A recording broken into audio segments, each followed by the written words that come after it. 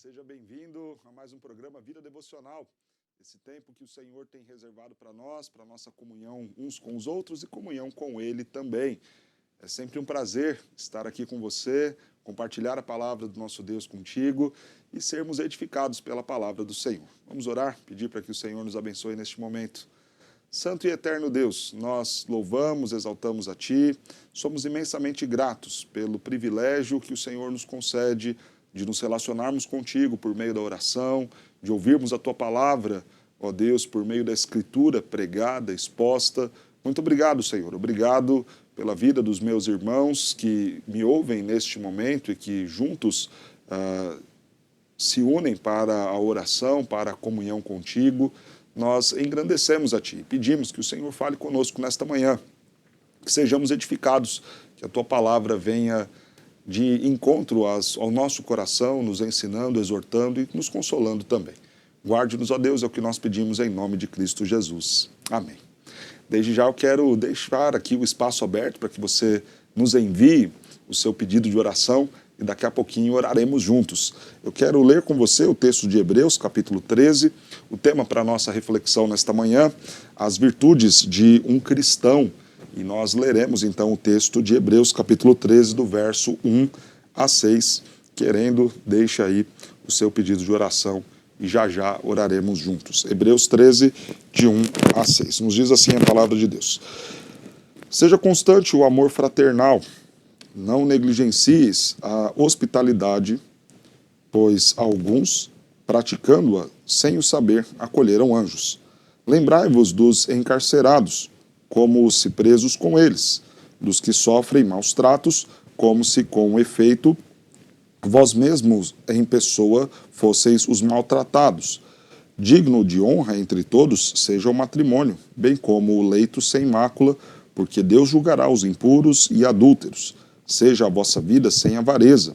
Contentai-vos com as coisas que tendes, porque ele tem dito, de maneira alguma te deixarei, nunca jamais te abandonarei. Assim, afirmemos confiantemente, o Senhor é o meu auxílio, não temerei, que me poderá fazer o homem? Nós temos aqui na carta aos Hebreus uma densa explicação teológica que vai do capítulo 1 até o capítulo 11, onde o autor vai nos mostrar a superioridade de Cristo em relação aos anjos, em relação a Moisés, em relação ao sacerdócio e aos ritos do Antigo Testamento. Neste texto, depois de tratar de todos estes esclarecimentos sobre a superioridade de Cristo, de mostrar que o Senhor Jesus é superior a todos os ritos antigos, o autor passa a trazer implicações práticas desta fé neste Cristo. O autor passa então a nos deixar preceitos de como viver. Traz para nós uma lista dos grandes heróis da fé, para que estes nos sirvam como estímulo, é a grande nuvem que está a nos assistir, para que nós então corramos com perseverança, olhando para o autor e consumador da nossa fé, Cristo Jesus, nos chama a atenção para nos desembaraçarmos do peso, do pecado que está ali colado em nós, nos atrapalhando de avançar na vida cristã, e deixa para nós aqui no capítulo 13 uma lista simples, pequena, objetiva, de virtudes que nós devemos ter enquanto cristãos. Nós então, que vivemos aliançados, pactuados com este Cristo que é superior a anjos, superior à lei, superior ao rito do Antigo Testamento, nós que fomos alcançados por esta graça, precisamos ter uma vida condizente, coerente então, com esta fé que está em nossos corações. Não porque estas obras ou estas virtudes que serão apresentadas aqui sejam exigências para a nossa salvação, mas porque elas serão consequências para a vida daqueles que já são salvos. O texto traz para nós uma afirmação que servirá como introdução para todo o restante das virtudes a serem apresentadas. Seja constante o amor fraternal. Ponto. Aqui é como se a grande virtude a ser observada em tudo o que será dito adiante é a ideia do amor, o amor fraternal, que deve ser constante, que não pode ser algo pontual, que não pode ser um momento de escolha. Eu escolho hoje amar, eu escolho hoje ser fraternal, eu escolho hoje compadecer-me do próximo, como se isso pontualmente servisse para uma situação, para uma circunstância. Não, a ideia é que haja uma constância nessas virtudes que nós veremos aqui. A ideia, então, é que nós estejamos prontos a exercer este amor fraternal no nosso dia a dia, porque isso será condizente, então, com a vida cristã, condizente com esta prática, com a fé que nós devemos ter. E o texto passa, então, a elencar. Eu quero falar, então, primeiramente deste cuidado com o nosso próximo. O texto fala, então, dessa a constância no amor fraternal e põe para nós a necessidade de cuidarmos do nosso próximo. Esse cuidado é exposto no texto com a hospitalidade, com a compaixão para com os que sofrem e com o zelo na nossa vida matrimonial. Vejamos então cada uma dessas três afirmações ligadas ao amor fraternal. Não negligencieis a hospitalidade. É a primeira virtude que nós devemos ter aqui nestes cuidados, neste amor fraternal que devemos ter com o próximo. Não negligenciar a hospitalidade. Nós temos vivido uma sociedade muito egoísta, muito isolada uns dos outros. As redes sociais criam para nós ali um aparente envolvimento com o próximo, uma aparente ligação com o próximo, quando na verdade estamos cada vez mais distantes uns dos outros. Pensamos estar próximos, pensamos ter um grande número de amigos, pensamos ter ali um grande relacionamento, mas cada vez mais aquela proximidade de orar com alguém, de estar junto com alguém, de chorar com alguém, tem sido algo deixado de lado, tem sido algo esquecido na nossa sociedade. Essa é uma das características do homem pós-moderno. Esse homem pós-moderno é o que se isola, é o que quer viver só, é o que não quer depender do outro. Quando nós olhamos o discurso em relação ao casamento, por exemplo, estimula-se então que a mulher não dependa mais do marido, que o marido não dependa da sua esposa, que não haja mais essa necessidade de serem os dois uma só carne, onde um depende do outro. Cria-se então a expectativa de pessoas que sejam independentes financeiramente, emocionalmente, e esta ideia de se preparar para viver só é algo muito enfatizado, muito buscado por muitas pessoas. É comum nós já vermos adolescentes falando, olha, eu não vejo a hora de crescer, ter a minha independência, não depender do recurso dos meus pais, das obrigações, das ordens dos meus pais, e esta busca pela independência, essa busca por viver sozinho, esta busca por não dar satisfação da sua vida a nada nem a ninguém, faz com que nós cada vez mais nos afastemos das pessoas. Nesta consequência do afastamento, nós deixamos de ser hospitaleiros, deixamos de abrir as portas da nossa casa para ter as pessoas lá dentro, tomando um café com a gente, conversando, rindo, brincando, chorando juntos, aconselhando-se, exortando, compartilhando a palavra de Deus. Esta ideia da hospitalidade, então, tem sido deixado de lado. Mas é interessante pensar aqui no contexto em que o autor de Hebreus está escrevendo. Naqueles dias, era muito comum você hospedar pessoas porque as viagens eram longas. Não existiam, então, aí os aviões, não existiam os meios de transporte de alta velocidade. Qualquer viagem, por mais que fosse curto o trajeto quando comparado aos nossos dias, levavam-se aí, então, horas, dias, noites atravessadas aí para que a pessoa conseguisse chegar em seu destino.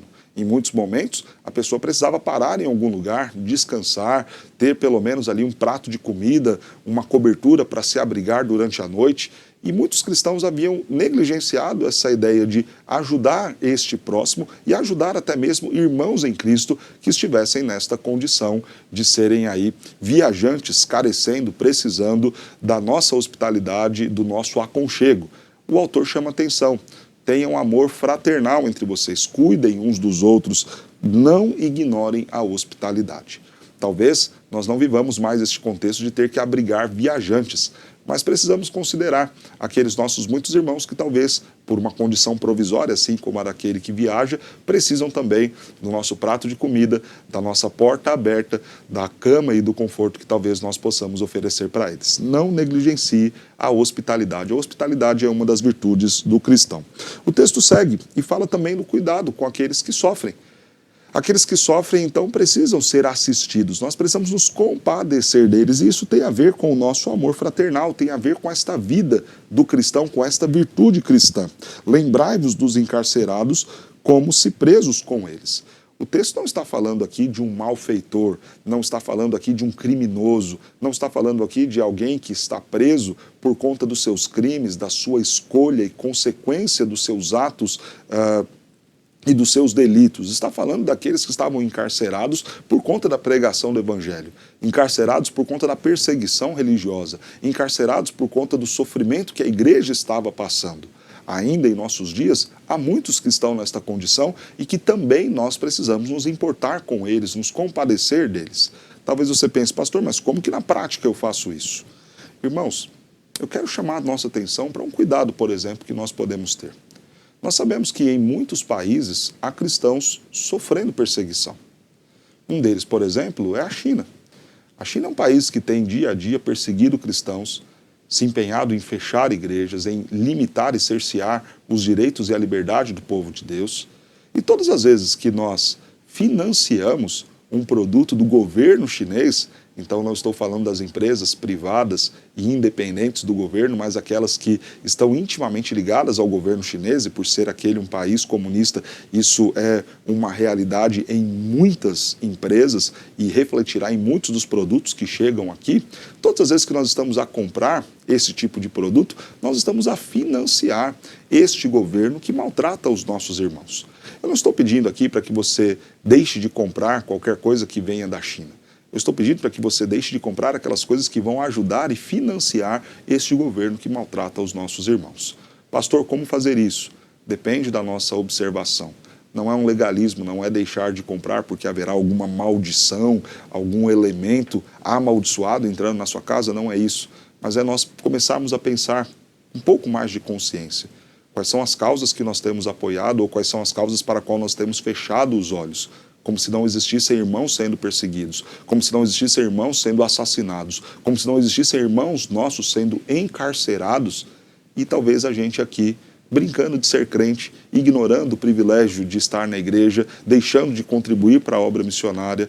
Quando nós olhamos para esta realidade que o texto nos convida a pensar nestes nossos irmãos encarcerados, a considerar os nossos irmãos que estão sofrendo, isso deve despertar em nós esta virtude, este desejo de contribuir, de ajudar, de orar, de ser um pouco mais consciente no nosso consumo, a fim de demonstrarmos maior compaixão para com estes nossos irmãos que sofrem, para aqueles que sofrem os maus tratos, como se, com efeito, vós mesmo, em pessoas, fosseis os maltratados. Imaginemos nós que estes, talvez, missionários que estejam presos, fossem os nossos irmãos de sangue. Se talvez eles fossem os nossos filhos ou os nossos pais, que estes a sofrerem maus tratos fossem aqueles que nós mais amamos. É disso que o texto está pedindo para que nós façamos. Olhemos para estes que sofrem, consideremos como se eles fossem parte de nós e tomemos o sofrimento deles como se fosse um sofrimento para nós mesmos. E diante disso, mudemos a nossa atitude em relação aos cuidados deles. Talvez você não consiga ir a um presídio, visitar este irmão, esta irmã que sofre a perseguição religiosa. Talvez você não consiga ir socorrê-lo, mas pode orar por ele, pode contribuir, pode ajudar a família, pode caminhar junto com aqueles que estão aqui no Brasil, trabalhando para sustentá-lo e ampará-lo, e pode ser usado pelo Senhor para acudir estes que estão a sofrer. Claro que isso não significa dizer que a gente deva ignorar a ideia daquele que está encarcerado, mesmo o criminoso, ou até daqueles outros tantos que estão a sofrer. Eu só estou trazendo a aplicação dentro daquilo que o texto está realmente dizendo, e o texto está tratando de maus tratos e encarceramento dos que estão ali sofrendo pelo Evangelho. Mas é justo que nós consideremos o trabalho dentro das penitenciárias, que nós consideremos o trabalho com as minorias que sofrem maus tratos e também demonstremos compaixão a elas. Isso faz parte também das virtudes cristãs. O versículo 4 do capítulo 13, continuando falando sobre essas virtudes cristãs, vai nos falar sobre o matrimônio. A virtude cristã não é algo que é vivido apenas de fora de casa, apenas com o estranho, apenas com o outro. É vivido dentro de casa. E talvez, embora esta seja uma afirmação que pareça ser óbvia, é uma das mais esquecidas. É muito fácil ser crente e demonstrar virtudes cristãs com os outros. É muito fácil ser solícito para aquele irmão da igreja, para com o seu pastor, para com o presbítero da sua igreja, mas o texto nos chama a atenção a pensarmos neste cristianismo dentro de casa. E é interessante que o texto chama a nossa atenção para algo ainda mais íntimo, não só dentro de casa, na família, marido, mulher e filhos, mas a ideia da cama, do leito conjugal, na vida sexual. Até nisso nós podemos demonstrar virtudes cristãs. E como? Fazendo do nosso leito, da nossa cama, da nossa relação sexual, algo que glorifique a Deus, que não tenha espaço ali para qualquer tipo de impureza, que não haja espaço para o adultério na relação conjugal. Veja que maravilhoso o que o texto está trazendo para nós. Nós que experimentamos desta graça do Senhor, que estamos em Cristo Jesus, que estamos a ser observados por grandes heróis da fé, que somos desafiados a viver uma vida condizente a esta fé que declaramos, somos chamados à hospitalidade, somos chamados ao cuidado com aqueles que sofrem, mas somos chamados também a cuidar e zelar da nossa vida sexual, a pensar o nosso casamento como algo santo, que deve ser preservado em pureza, que seja o nosso leito sem mácula, que seja o nosso matrimônio sem espaço para qualquer tipo de perversão, para qualquer tipo de influência da pornografia, da sensualidade exagerada dos nossos dias, que nós vivamos a pureza do nosso relacionamento, tendo espaço apenas para o marido, para a mulher e a presença de Deus neste lar e neste casamento. Nós vivemos então esta vida de virtudes quando consideramos também a nossa vida conjugal. A vida de virtude do cristão segue, e diz o texto, seja a vossa vida então sem avareza. É amar, cuidar, ser hospitaleiro e compadecer-se dos que sofrem sem a mão fechada, mas com liberalidade, com disposição para fazer isso com abundância. É muito bonito ver o que João fala sobre Gaio na terceira carta que ele escreve. Nessa terceira carta ele diz que Gaio é este homem que ama de verdade, que ama na verdade os seus irmãos, amparando, socorrendo, com a mão aberta, com disposição sincera para ajudar. Assim deve ser a gente. Nós, por vezes, fazemos da nossa oferta para missões um troco. Alguém que talvez tenha ali que dar R$ 35 de dízimo, põe 40 porque não tinha como trocar a nota de 20 ali na hora, e vira e põe lá, deixa aí R$ 5 de oferta missionária. Claro, Deus não está preocupado se são R$ 5, 35, 300, 1.000, 1 milhão. Deus não está preocupado com o valor. Deus está preocupado com a disposição do nosso coração. Se há liberalidade, se havendo a condição, nós de fato estamos dando com alegria, sem avareza. Deus não está preocupado se nós, ao recebermos alguém e hospedarmos alguém, daremos a ele talvez o melhor colchão, os melhores cobertores, a comida mais requintada. Não é disso que o texto está falando. A ideia de ser hospitaleiro, a ideia de ajudar e compadecer-se com os que sofrem e não ser avarento, é nós colocarmos à disposição o que temos de melhor para servir o próximo. Esta é a vida sem avareza e isto é uma virtude cristã. Aquele que está pronto para dar, e não dar qualquer coisa, mas dar o melhor que ele tem. O texto vai também nos chamar ao contentamento. Contentai-vos com as coisas que tendes. Que desafio grande, que dificuldade é deixar a reclamação, deixar a murmuração e começarmos a nos alegrar naquilo que o Senhor nos dá. Contentamento não é você estar feliz apenas quando está cheio de riquezas, não é estar feliz apenas quando todos os suprimentos das suas necessidades estão ali à sua disposição. Ter o contentamento é olhar para as circunstâncias, ainda que elas sejam adversas, e ainda assim estar contente, na certeza de que Deus sabe o que faz, na certeza de que Deus está fazendo o melhor. O texto nos chama então a isso. Não sejam vocês avarentos, não sejam vocês destes que vão ficar reclamando e dizendo, eu até queria ajudar, pastor, mas eu só não sou hospitaleiro, eu só não ajudo o encarcerado, eu só não ajudo o que sofre maus tratos, eu só não observo e cuido fraternalmente do próximo porque eu não tenho. Não, por vezes nós não fazemos porque somos avarentos, por vezes nós não fazemos porque não temos contentamento, não conseguimos olhar para aquilo que temos e falar, puxa, que bom, isso me basta. Então, quando a gente ganha 1.000, a gente gasta 1.000 conosco. Quando a gente ganha 2.000, a gente gasta 2.000 só com a gente. Quando a gente ganha 10.000, gasta 10.000 só com a gente. E por que nós fazemos isso? Porque nunca há um coração contente. Senhor, eu estou tão feliz, estou tão contente com a situação que eu tenho hoje, com a realidade financeira que eu tenho hoje, que amanhã, se entrar um pouquinho a mais, eu estarei pronto e disposto a, sem avareza nenhuma, abrir mão para ajudar e servir. Esta é a ideia de contentamento. é estar feliz com aquilo que Deus nos dá hoje, é estar muito feliz com as condições que Deus nos dá. Se você está me ouvindo, você tem saúde, você tem vida, você chegou até aqui, as alimentações necessárias até o dia de hoje vieram e chegaram, e as provisões para que você estivesse aqui vivo chegaram até a sua casa. Alegre-se com isso. O problema é que a gente sempre tende a olhar para o outro, sempre tende a medir o sucesso da nossa vida ou o porquê estamos contentes ou não a partir do que o outro tem ou daquilo que nós gostaríamos de ter, e não olhamos para a vida com a graça e a satisfação daquilo que nós já recebemos do Senhor. Uma das virtudes do cristão é ser contente. Eu sou contente porque o Senhor é o meu pastor. Tudo aquilo que eu preciso, Ele já me deu. E se eu ainda não tenho, é porque eu não preciso. É porque aquilo não me fez falta. Porque o nosso bom pastor é aquele que não desampara os seus, é aquele que nos deixa sem falta de nada. O texto segue e nos traz uma promessa. De maneira alguma te deixarei, nunca jamais te abandonarei. Dá para ter esse contentamento porque o Senhor não nos abandona. O Senhor não nos deixa, Ele não falha nesta promessa. Assim afirmemos confiantemente, o Senhor é o meu auxílio, não temerei. O que me poderá fazer o homem?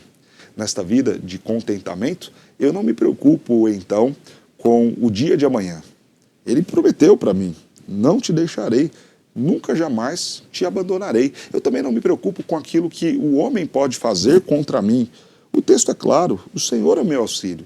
A quem temerei? Quem me poderá fazer o homem? Veja então que não há motivo para reclamar, nem daqueles que nos perseguem, nem das coisas que aparentemente nos fazem pensar que não as temos. Não, o Senhor cuida de nós, Ele não nos abandona, nunca vai deixar os seus, coisa alguma nos faltará.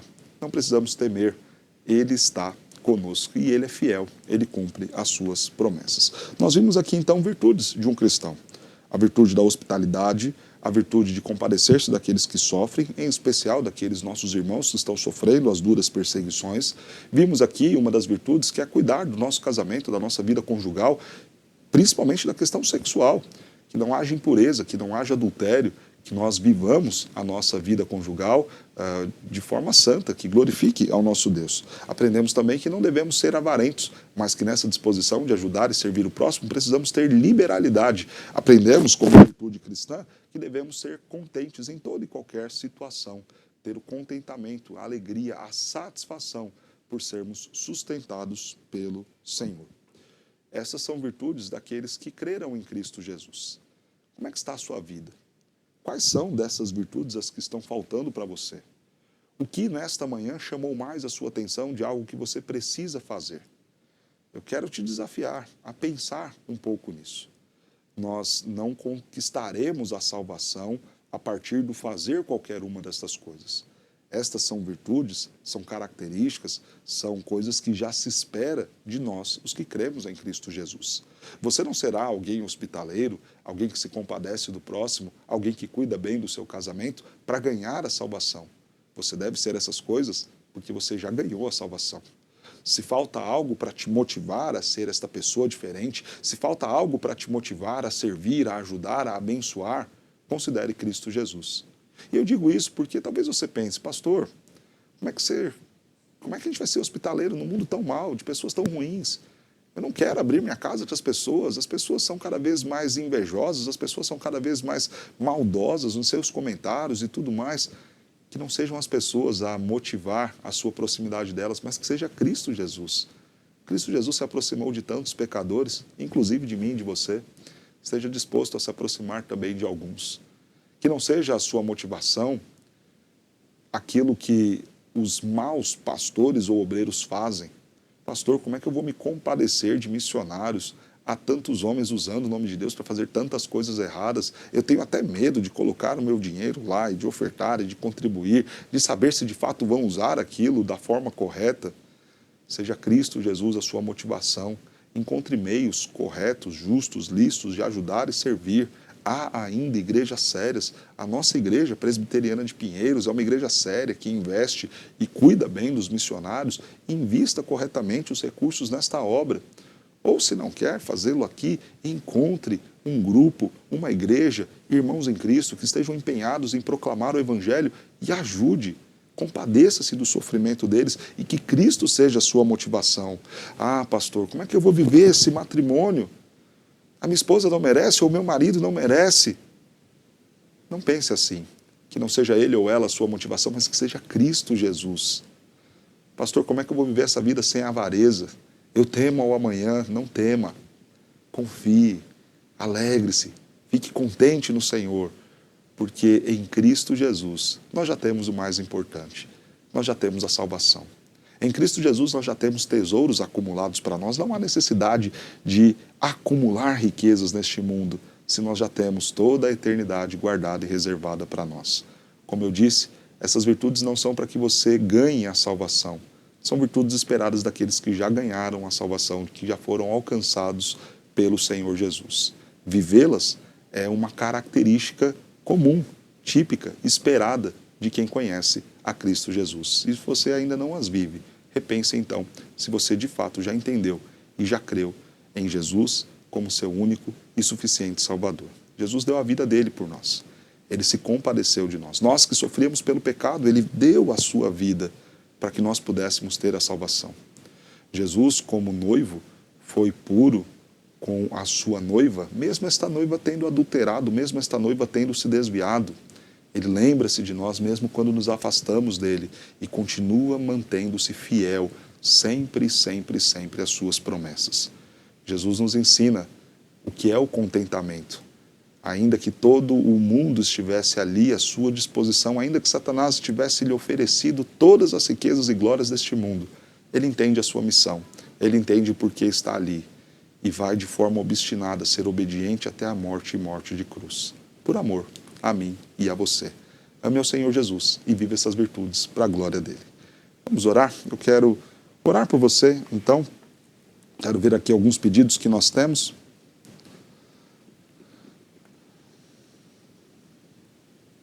Bastante pedidos aqui, irmãos. Eu espero conseguir orar por todos.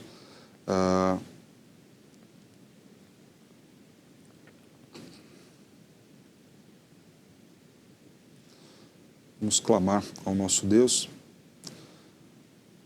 À medida que nós formos orando, eu vou lendo aqui os pedidos de oração e assim a gente caminha juntos aqui. Creio que fica mais fácil, né? Senhor nosso Deus, nós louvamos a Ti, somos imensamente gratos, Senhor, pelos Teus cuidados conosco. Pedimos, ó Pai, que o Senhor nos ensine a sermos esses crentes que evidenciam estas virtudes no seu dia a dia, por amor ao Senhor, por amor a tudo que o Senhor fez por nós, que possamos dar bom testemunho do Senhor, dar bom testemunho de tudo aquilo que o Senhor já operou em nós. Senhor, nesse momento nós pedimos que o Senhor tenha misericórdia de nós. Ajude-nos, Pai. Ajude-nos dando-nos da Tua graça para fazermos o melhor. Ajude-nos, ó Deus, dando-nos da Tua graça para vivermos esses dias difíceis que estamos a passar. Eu peço a Deus pela vida da sobrinha da Delva. Cuida dela, Senhor.